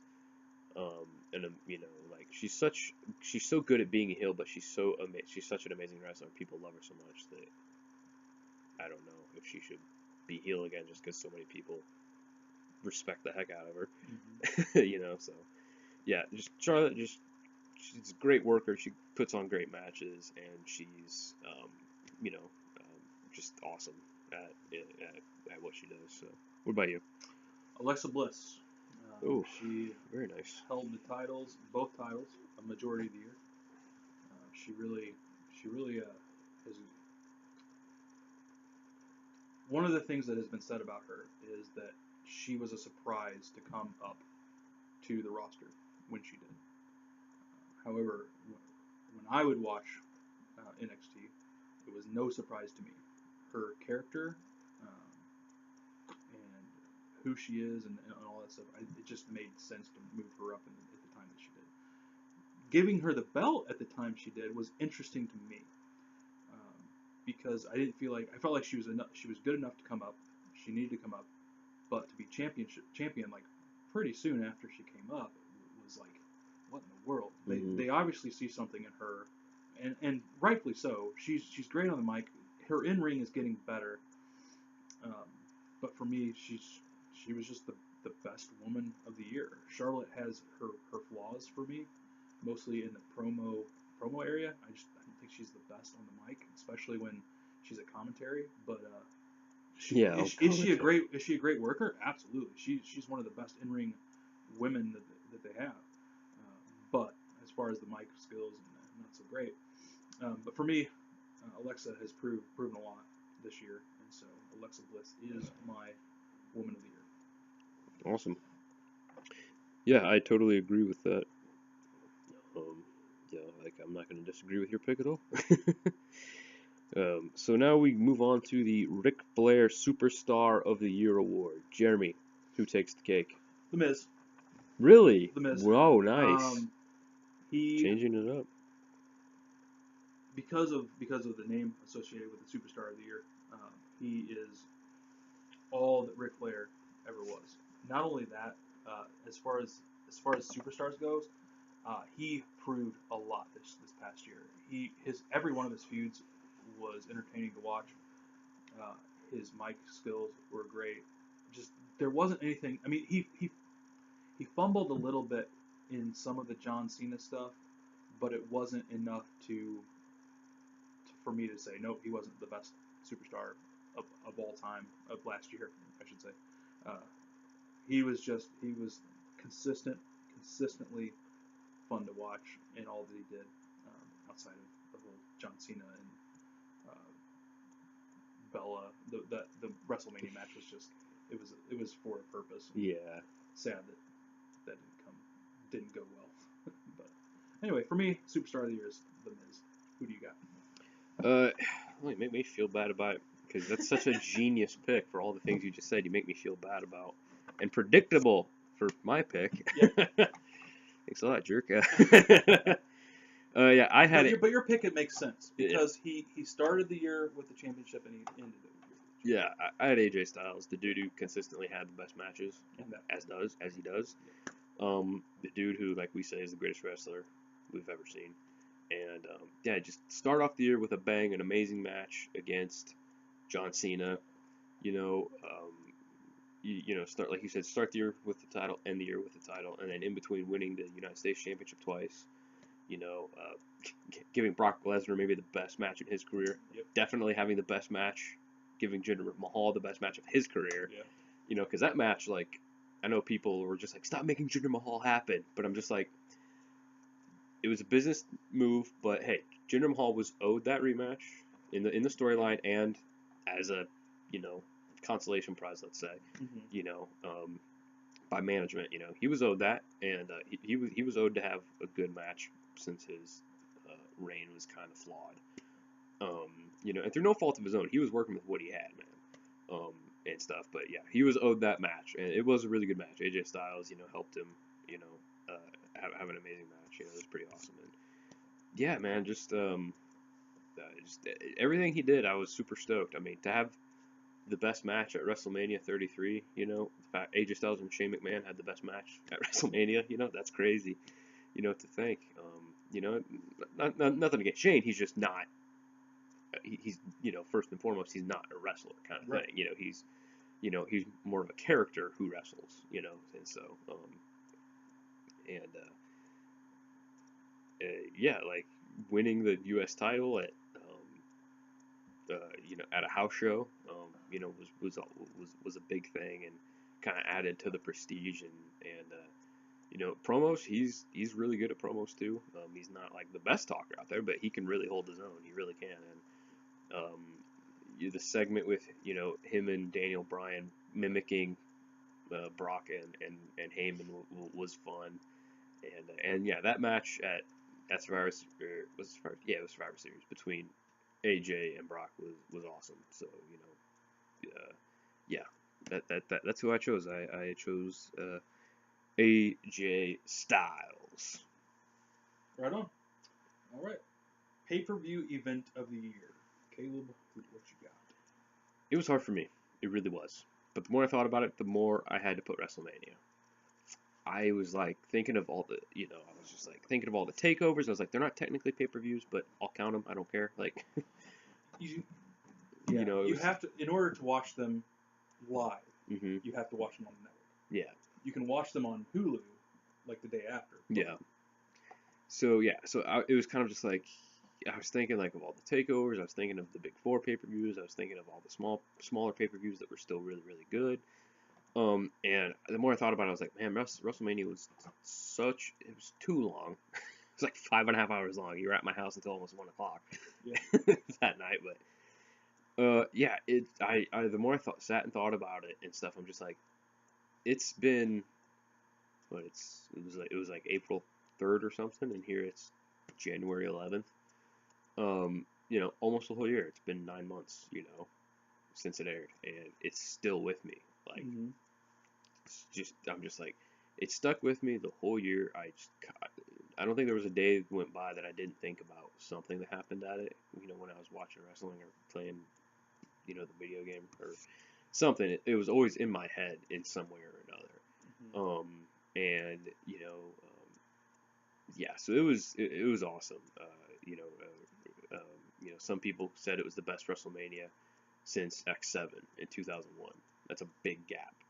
And there's been some pretty decent WrestleManias in between then. There's been some really good ones, and but yeah, I'm just thinking like wall to wall. Even the pre-show had some good matches, and the way it closed out with Undertaker seemingly handing the torch to the next, handing the torch, the keys to the yard over to Roman Reigns, and seemingly going out off into the sunset, because we'll just have to see what happens on Raw 25.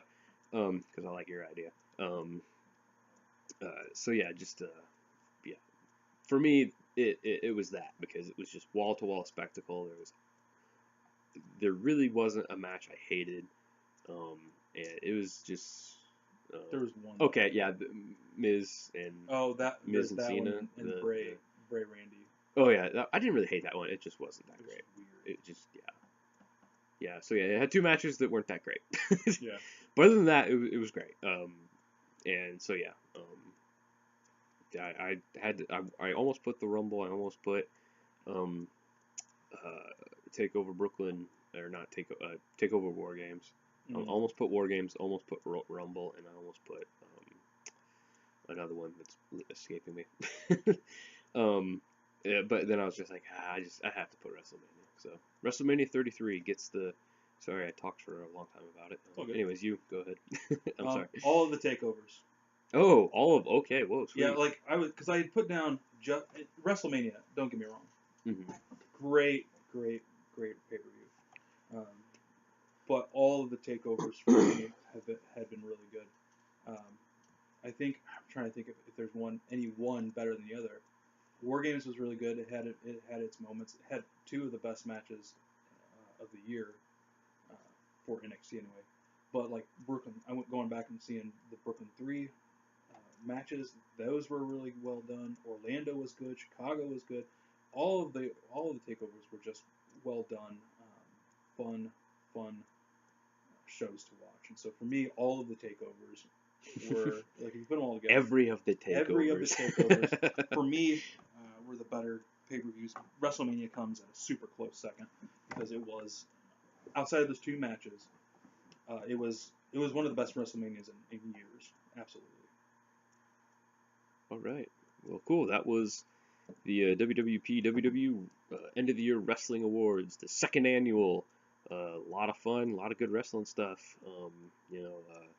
Like we keep saying, 2017 was a really good year for wrestling. It was pretty awesome. So, anything else before we go on to the weekly recaps? Nope. No? All right. Well, you heard it here. That was our best of the year. So can't wait to see what 2018 holds. Starting off pretty well so far. So can't wait for Raw 25. Can't wait for the Rumble. Absolutely. Those two. Just can't wait. So all right. Well, cool. Let's go ahead and move on. So now we go, of course, to our weekly recaps where we talk about Raw and SmackDown. Two pretty decent shows, I thought. Quite honestly. Jeremy, as per usual, you start off talking about Monday Night Raw. So what did you like about Raw? What didn't you like? What would you change? What wouldn't you change? All that good stuff. Sure. Overall, how was it? I'll go ahead and say the thing that I made a list, pros and cons. I feel like that probably is the easiest way to remind myself of what happened on these events. So the thing that I really disliked was the Bray and Matt's laugh off. That was annoying. And I could see that possibly they're doing this to stall for Matt to get the broken Matt Hardy, which apparently they've come to terms on. Hmm. And so we shall see. But I was super annoyed. That was the worst thing on the card was just their laugh off, them laughing and like, is this going anywhere? Nope, they're just gonna keep laughing, and it's super annoying to me. Anyway, so that was the only cons I had of the night. I was indifferent on Nia Jax attacking Asuka. Like I was like, I like what happened, but I'm like, I don't get it. It was weird. But my favorite things of the night were Jason Jordan thinking that he's in the Champions Club, like his cocky little, man, we're the Champions Club, and then Finn's like, the Champions Club, like that's just really funny. Yeah. Jason Jordan, I know people hate him, and I hate that they hate him. They hate him for the wrong reasons. They need to hate him because his character is a douchebag. Like Yeah. he's a waste. Like he's funny and silly and just in the wrong place. I love what happened at the end of the match. So Jason Jordan for me is really working. I loved Elias. I loved the Miz TV segment. Thank you, Miz, for coming back. Great segment. I liked Enzo getting hurt because he's not really hurt, as far as I know. Like it didn't look like he landed too hard on his foot. But I liked that when he got hurt, he knew he could win his championship back, or he could keep his championship. I'm interested in seeing where they go with that. Paul Heyman's promo, brilliant promo, very well done. My favorite thing of the night was Braun Strowman killing Kane and Brock Lesnar with the scaffolding. Like that whole thing was great. Jason Jordan interfering and intervening in the match. Like he interfered with the tag, and then he kind of intervenes and gets things screwed up for him. And then at the end, Mistraj attacking Roman Reigns. Those were all the things that I really enjoyed about the show.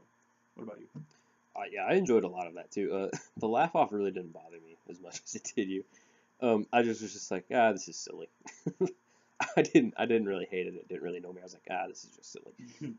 But so that didn't really bother me as much. But yeah, there wasn't really much else that I was like, I could have done without that. Or like I love that they're quote unquote getting the band back together with the club with the Ridge member with the original leader and Finn Balor. I liked everything they did, and I love how they were like talking smack to the Shield -1, as I'm gonna call those three guys. They're not the champions, but we're all champions. Yeah, that was fun. You might be the Balor Club, but this is the Champions Club. And he like looked at them, and they just were like, and Seth Rollins did a face palm, which was funny. I really hope that they keep this team together for a bit, just for the ire of Seth. Like, just for the annoyance that Seth has got to stay with him for a long time. I think that's funny. It is. I think that's a good idea. It is. You're absolutely right. And, it was really funny. Like, I'm with you. Like, I don't get why people hate him. Like, we're supposed to. Like, because he's, the object of Kurt Angle's nepotism, and he's getting all these shots, and he's going and crying to his dad and stuff like that. Like, I get all that. But they're hating him because they're mistaking the character for the guy. It seems like kind of thing. But anyways, whatever. And so the whole Nia Jax attacking Asuka, I like that too. It kind of, it does make you kind of scratch your head like, ooh, I wonder if this is going to lead, but in a good way. And so I guess that was pretty cool. That really got interested. Yeah, Enzo getting hurt, that was really like, some great character stuff there, and everything like talking with everything that's going on with this whole sort of, it's not really a love triangle, but a triangle of conflict going on between Nia, Enzo, and Alexa. That's very interesting. Vying for Nia's attention. Yeah, because it's not really a love triangle; it's like a conflict triangle or something, I guess. That's a good point. That I like that how that she's just like you don't need Enzo, blah blah blah. We're best friends. It's just like whatever. And then Guac's like, I'm still very intrigued where they're gonna go with what the end game is for this storyline. Um, and so yeah, that's really funny, and can't wait to see where that goes. But yeah, I think my favorite thing was the Shield versus Balor Club thing. Like I think that was probably my favorite thing of the night. I'm interested to see who Kurt Angle was talking to on the phone. Did you see that bit where he's backstage and he's just like, yeah, he's like, I think it'd be great if you came back for the women's Royal Rumble match. I'll draw up the paperwork now or something like that. Yeah, I forgot. Stupid Hulu. I'm just kidding. I love Hulu. I forgot who comes up and talks to him backstage, but somebody interrupts him and he starts talking to him. But I think it might have been Miz. I can't remember for sure. Nope. I don't remember that part. But yeah, like he's talking on the phone. He's like, yeah, I think it'd be. No, it was the bar who came and talked to him. But yeah, he's just like, oh yeah, I think it'd be great. I think it'd be great if you came back for the women's Royal Rumble match. Yeah, I'll start drawing up the paperwork now or something to that effect. Cool. And so I'm really excited to see which past women's superstar it is. I think that'll be cool. Yeah, Samoa Joe was great. Just being cool and beating people up.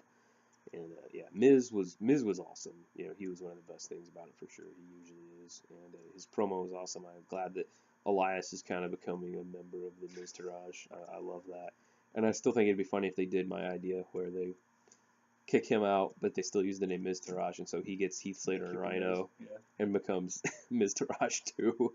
That'd be funny. I really hope they do that. That'd be awesome. So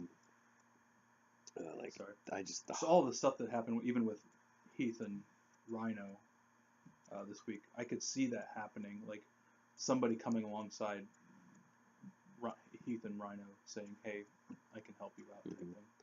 And even the Titus Worldwide stuff I liked. I love Titus Worldwide. It's one of my favorite things that's not on camera. I know, like I'm just like, cause like I really like Apollo Crews. I've always said like he needs more personality because he's just like the guy who smiles.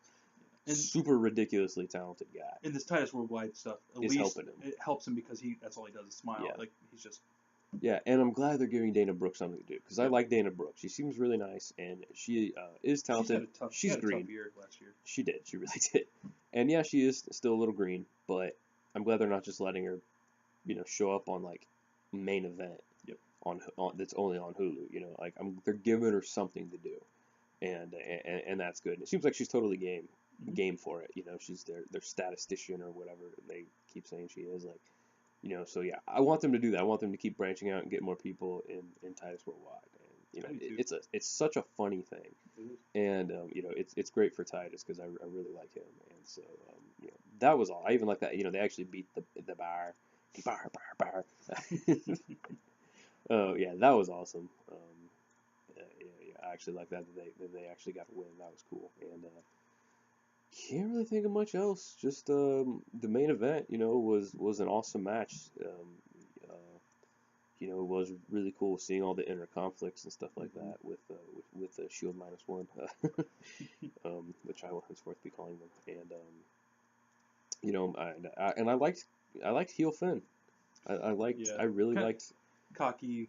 Yeah, not like full on heel, but just like I liked this, arrogant. Yeah, it's like the guy who's like, is your buddy and he's really cool, but when he hangs out with like, but like when he hangs out with like two of his people other that friends, aren't your friends, but they're his friends. Yeah. Yeah, he's like hanging out with two of his friends that you don't know, and so he's like busting everybody's chops to show them how cool he is. Like that's what he's acting like. That's a good point.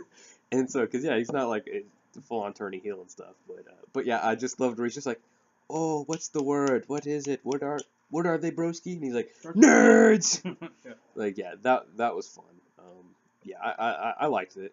I'm glad that they put those three guys together finally. And so yeah, I think it's totally cute, and I really enjoyed Raw. Right on. So letter grade, what would you give this edition of Raw? At first, I wasn't gonna give it like a C or anything, but I was gonna give it relatively low. But the more I think about it, the more I enjoy. I continue to enjoy Jason Jordan's character. I continue to enjoy everything Braun does. I continue to enjoy stuff backstage. I just continue to enjoy it. It was really good. So I'm gonna go ahead and give it a B+. Like I said, there's only one thing that I didn't really care for. And one thing that was kind of weird, it wasn't out of place. It was just weird or indifferent about. So that's what I would give it a plus. What about you? Yeah, the Paul Heyman stuff was great. Like you said earlier, his promo was good. And yeah, I liked, Braun and Kane all beating each other up, and then Braun just killing everybody. And when he threw Brock up against all that stuff, and Brock landed on the table and stuff, like that actually looked like it hurt. Like Yeah. when they slowed it That hurt me down, too. you could see, okay, so he used his arm to kind of Yeah. to take the brunt of it, and then stuff. But still, I was just like, he hit all those containers and they fell on him and stuff. And Heyman's reactions towards everything was just, oh my god, like was amazing. Braun, no, Braun, no. Yeah. When Brock is going to the ambulance, Paul's holding his hands like, I'm sorry. Like it was cool. It was just a really cool scene. Yeah, it was awesome, man. Did you see the Ross the Cultaholic spoof of that on the WTF moment? Not yet. It was really funny. I'll have to watch It was really funny. He does it with cardboard boxes. Right on. it was pretty funny. Yeah, I think I'd give it a B. Very very high B. Just some really good stuff. Just pretty solid. Nothing that was like, oh man, like must see TV type stuff that like really kind of put it over, but nothing really bad that held it back. So it gets a solid B for me. Right on. All right, we move from Raw to SmackDown Live. What you got? What do I got? The Good, bad, pros, cons, weird, indifferent. Overall, I thought it was good. Nothing like too spectacular, but had some good stuff. The main event I particularly enjoyed. It was really well done. Really, really liked it. I liked all the backstage stuff that happened with Randy, AJ, and Shinsuke. I liked that whole dynamic where he's just like, hey AJ, he's like, yeah, and he's just like, tonight we're on the same page, but after I win the Royal Rumble, I'm coming for that title. I don't care who holds it. I was like, oh yeah, that's the cool Randy, that I like. And then where he's I like when AJ came in. And then they're just kind of staring each other down, and then all of a sudden and then he's like, not so fast. And then he just does the too sweet on the title. Too sweet on the title. Good talk. And then turns around and walks away. That was spectacular. That was awesome. Awesome. The too sweet on the title was like, you can't do that. You're not a part of the Bullet Club. You never were a part of the Bullet Club. You can't troll. That was awesome. Troll. Yeah.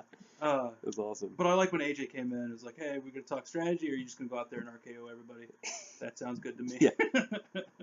Yeah, I think I'll do that, or whatever he said. Yeah, that was awesome. That was just RKO anything and everything. Yeah, I like that. Like, that was cool. Good talk, and he walks off. Yeah. Starts to walk off. Yeah, that segment was good. The whole Daniel Bryan Shane saga didn't really go much of anywhere because it seems like they're waiting to pull the trigger, so it's kind of filler. So not gonna give too much.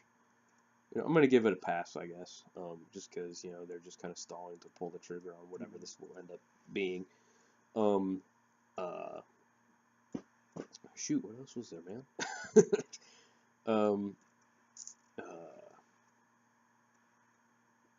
Dang. Okay, yeah, the Riot Squad versus the I think it was it Becky versus Ruby it was those two and stuff. That was weird because it's like you have a heel faction. Why do both of these heel factions, the one on Raw and the one on SmackDown, keep losing? Like, if you want to introduce heel factions and two heel factions that I like and that I think are pretty decent at the very least, like, why do they just keep losing then?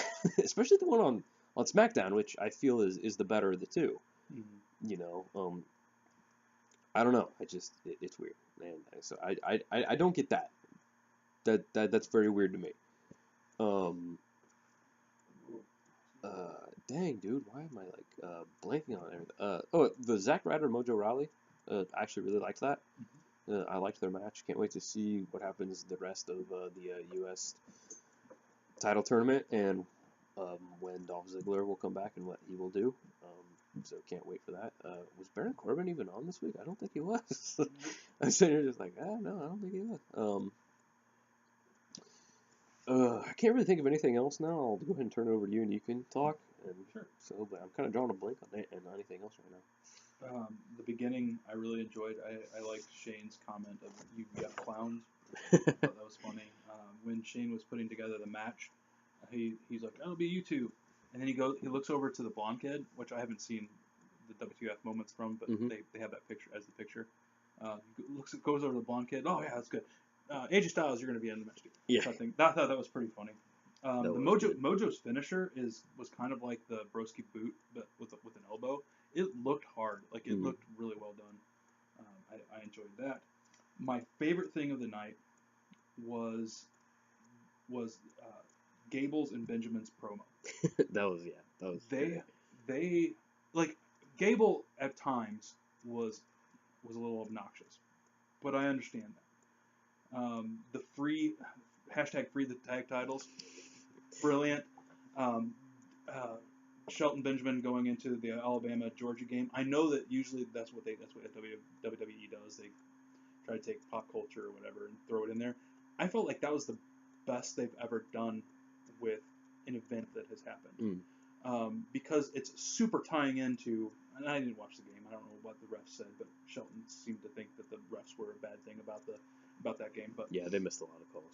okay, so with that being said, I felt like this was the best tie-in to culture that WWE has ever done. Throwing in this game that had just happened, it is a similar thing that happened with their match, which is kind of interesting, kind of funny, and kind of cool.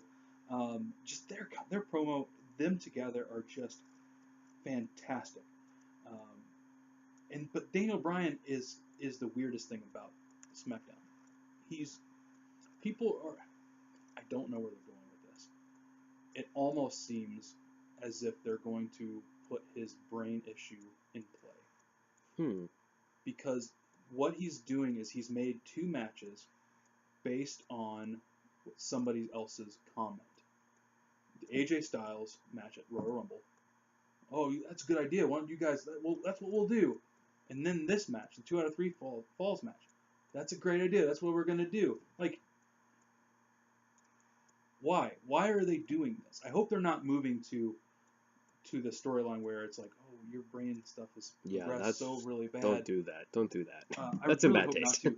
He is he is he is weird. His interaction with Shane at the gorilla position, his interaction with Shane actually throughout the night, were just weird. Not bad weird. Weird that I'm hoping that this where they're going is interesting. So anyway, it was just something I took picked up. Yeah, the Shinsuke 2 sweeting the WWE Championship was funny. Breezango won. Yeah, Okay, that was awesome. it was awesome. One of my favorite things that wasn't in the show, but one of the times they showed the announce table, there was a kid dressed up as Hulk Hogan behind him, and he was flexing. I thought that was one of the coolest things. That's all. Yeah, I didn't see that. I'll have to. It was towards the end of the night. That's funny. And the last match was fun. The only problem I had with it was I was hoping they were going to follow AJ and Kate and Kevin backstage, but they didn't. Yeah, I know. Like, just AJ took a chair and went back. They should have shot a couple videos after everybody left the stadium of him like a Scooby Doo thing where like KO runs across the screen and then AJ comes across with the chair looking, and then like just like periodically shoot like upload a video of like AJ Styles with carrying the chair walking around the stadium looking for KO. I agree. Like, they just left that. Yeah. Whether it's the Scooby Doo thing or something, they should have had a Fallout video for that, and they, as far as I know, they didn't. Or if it's not a Fallout video, they show like KO in like an arm sling or something like that. He's like, yeah, the cameras didn't catch this. He hit me with the chair, something like that. So, I mean, both Raw and SmackDown were obviously, they weren't like the most wrestling of shows, except for the last match on SmackDown. It was a really good match, and anytime Randy Orton can beat up Sami Zayn, I'm fine with. Like, I know, it's so great, yeah. I know they'll probably never have a proper feud, which I understand, but those two in the ring, they work well together. I'm fine with them being in the ring. I thought he was going to RKO him on the table. Like, I thought he was going to climb up on the table and then RKO him and collapse the table. Instead, he does the back body drop that he always does I know. for everybody else. Which it looks great, though. Like, it's like, he just loves doing that, though. Just picking him up and then dropping him on the and I'm fine with that. On the table. Anyway. When he did it to the Sings, and they would, like, overcompensate and flip, and, like, when he turned around and was like... One of the greatest moments of last year. Yeah. That probably should have been my LOL moment of the year when. Oh man, yeah. When I forgot which Singh brother it was, but he throws him up and the dude overcompensates the turn and he just lands right on his neck, and then Randy just turns around and is like. Yeah, that was fun. That was yeah. Yeah, I'm gonna go back Yeah, and say that's the LOL. retroactively, that's now our LOL moment of the year. But yeah, both were storyline driven, and I'm fine with it. The storylines, I didn't hate any of the storylines except for Bray and Matt. I want that to culminate into something good. I actually wouldn't mind Bray sort of turning Matt to the broken side. Since Matt they've come to terms. I would like to see that, and then eventually, once Jeff comes back, Jeff pull him out of that back to the Woken side. I think that would be fun. But both shows were storyline shows. I like all the storylines going on right now. I love Benjables. I love the Benjables. That's awesome. It's better than American Alpha 2, even though American Alpha 2 is funny. It is. Like, I loved that promo. My favorite thing on SmackDown was the promo. My favorite thing on Raw was Kane and Brock being killed. Those were my two favorite things, and so that's all I got to say about SmackDown. All right. So what grade would you give SmackDown? SmackDown, I think I would give a B-. I think once again this is a rare instance where I think Raw was a little better than SmackDown. Personally, I just felt like Raw had a bit more to offer this week. But SmackDown was still really good. I think I'd give it a B-, maybe. I would give it a B. I would have given it a B+, but I remembered the Ascension and the Ascension match, the Bludgeon Brothers Ascension match, and I was like, come on, go somewhere. Yeah, do something now. Yeah. But otherwise, I thought it was a solid show. It wasn't anything that I was like, but I'll give it a B. Okay. Well, you heard it here from us. Our thoughts on the co-main event of Wrestle Kingdom 12, Alpha versus Omega, Jericho versus Kenny Omega. Heard our year, I always want to say year end instead of end of the year awards. So I always say the year and then stop and then say end of the year. Our end of the year awards for 2017. A lot of fun doing that, and then just heard our Raw and SmackDown recaps. So we'll see you guys next time, whenever that may be, our schedules permitting. Hopefully we can meet. We'll find a day that works for us. Yep. With all the new scheduling stuff that's coming up, so we can find a day that works for us. Hopefully we can do this. So, well, thanks for stopping by, wrestling fans. Hope that 2018 will once again be an awesome year in wrestling. This is Caleb. This is Jeremy. See you later. Peace.